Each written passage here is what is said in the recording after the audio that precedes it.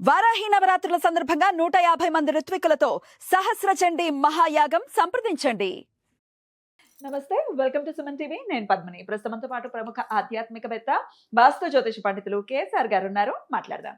నమస్తే సార్. నమస్తే.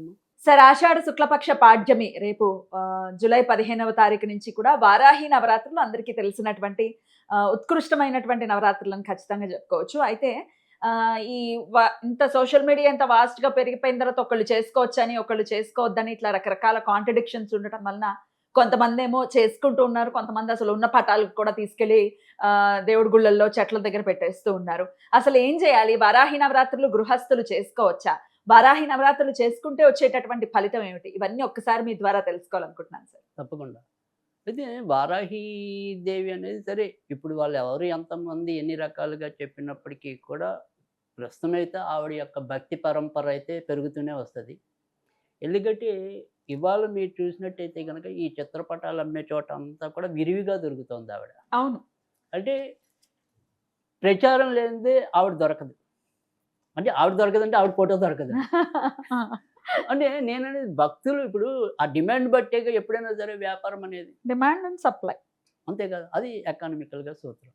సో అందుకని ఖచ్చితంగా మనకి తెలియకుండానే ఆవిడ పరంపర పెరుగుతోంది అని చెప్పి.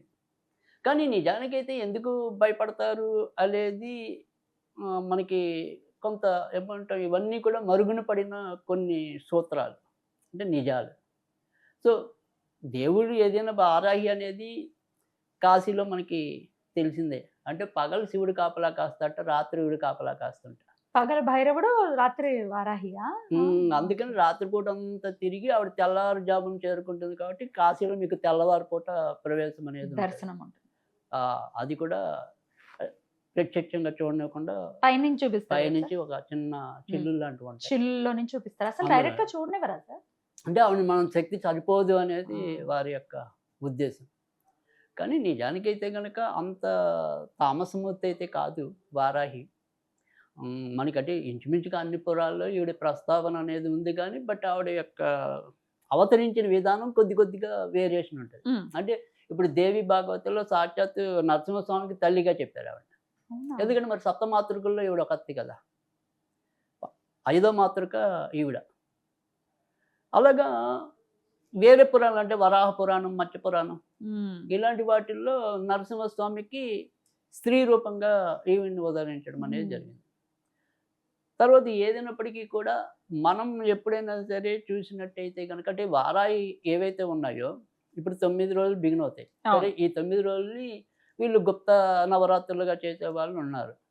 మనం ఎప్పుడు కూడా ఒక విషయం చాలా సందర్భాల్లో చెప్పాం. ఏంటి అంటే కనుక తీవ్ర సాధన వేరు, సాధారణంగా మనకుండే భక్తి ప్రపత్తులు వేరు. సో తీవ్ర సాధకులు వాళ్ళ పందాలు అనేక రకాలుగా ఈ దేవుని ఉపాసించవచ్చు.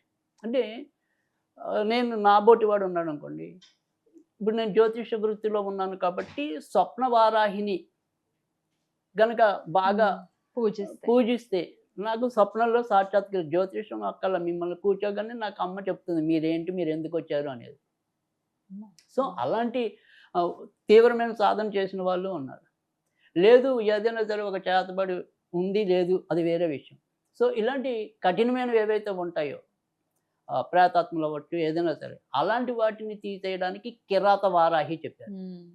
సో సాధారణంగా ఎక్కువ శాతం కిరాత వారాహి కానీ ఈ స్వప్న వారాహిని కానీ సాధకులు ఎక్కువ మంది చేసిన ఉపాసన. ఇక మామూలుగా మనలాంటి వాళ్ళకి లఘువారాహి ఉంది, తర్వాత వజ్రవారాహి ఉంది. ఈ వజ్రవారాహిని బౌద్ధులంతా కూడా ఆవిడ్ని పూజిస్తారు. తారాదేవి గానా? ఎలా? వారాహిలో ఒక రూపం వజ్రవారాహి. సరే, తర్వాత ధూమ్రవారాహి, వారాహి, స్వప్న వారాహి మనం చెప్పుకున్నాం. బృహత్ వారాహి. ఇలా 9 రూపాల్లో ఆవిడ్ని ప్రతిరోజు రోజుకు ఒక అలంకారం చేసే పద్ధతి కూడా ఉంటుంది. ఆ రకంగా పూజిస్తారు. కానీ నేను అనేది ఏంటంటే మనలాంటి వాళ్ళందరం పూజించేది లఘు వారాహి. వేరే అంటే వేరే కాన్సెప్ట్ కాన్సెప్ట్స్ అవసరం లేదు.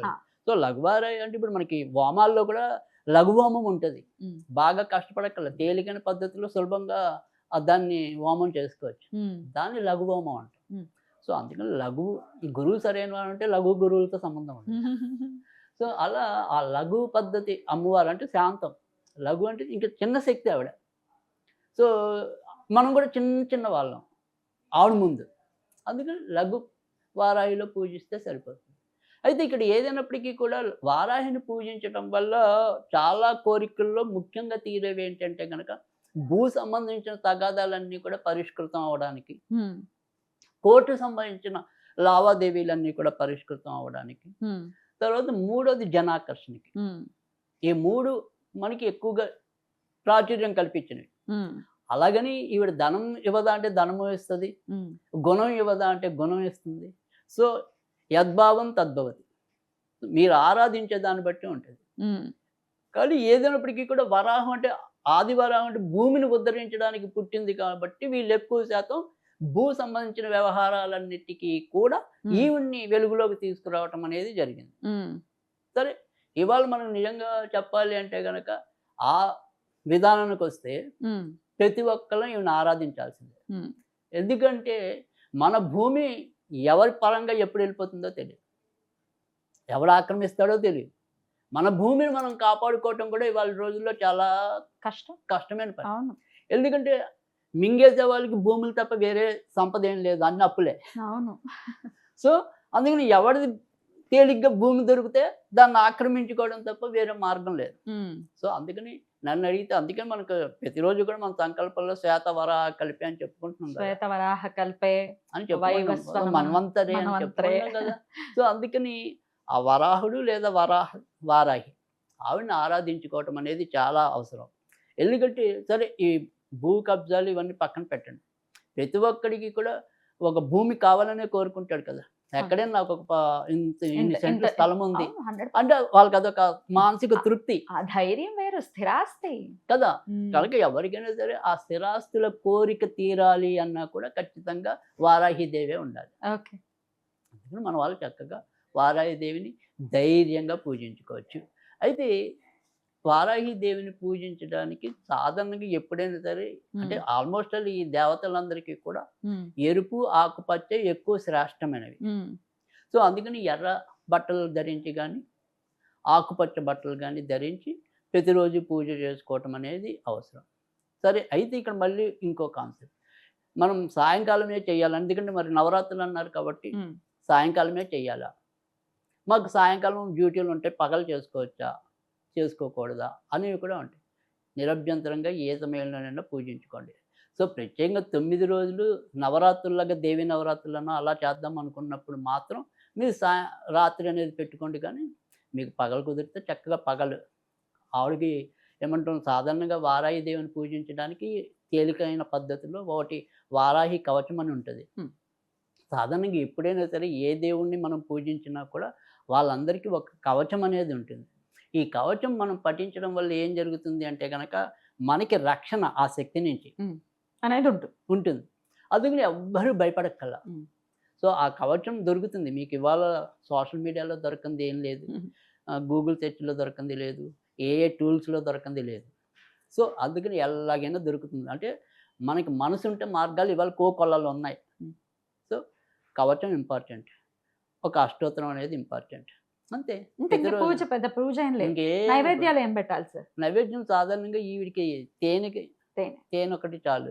సో తేనె పెట్టుకో, లేకపోతే కనుక కొబ్బరి పరవాన్నం కానీ కొబ్బరి అన్నం కానీ. కొబ్బరి అన్నం ఇష్టమా అమ్మవారికి?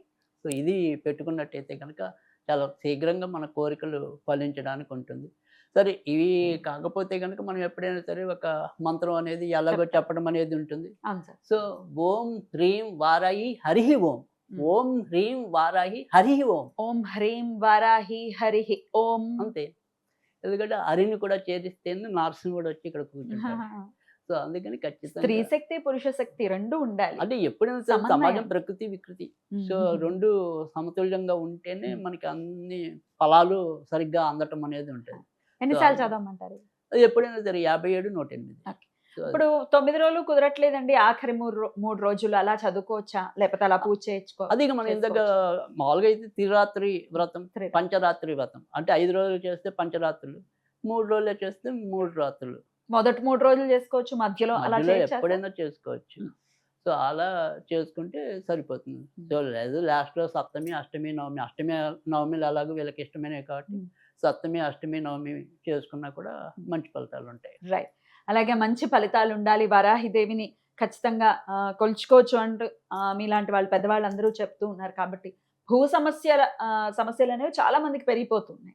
వీటి నుంచి బయటపడాలి. అసలు భూమే లేదండి అనుకునే వాళ్ళు భూమి కొనుక్కోవాలన్నా కూడా ఖచ్చితంగా అమ్మవారి ఆవిడ అనుగ్రహం. అనుగ్రహమే ఉండాలి. ఆవిడ అనుగ్రహం ఉంటే అవి ఈజీ ఉంటది మనకి. సో ఖచ్చితంగా ఆరాధన చేసుకోండి. చాలా అద్భుతంగా వివరించారు సార్. కృతజ్ఞతలు. నమస్తే సార్.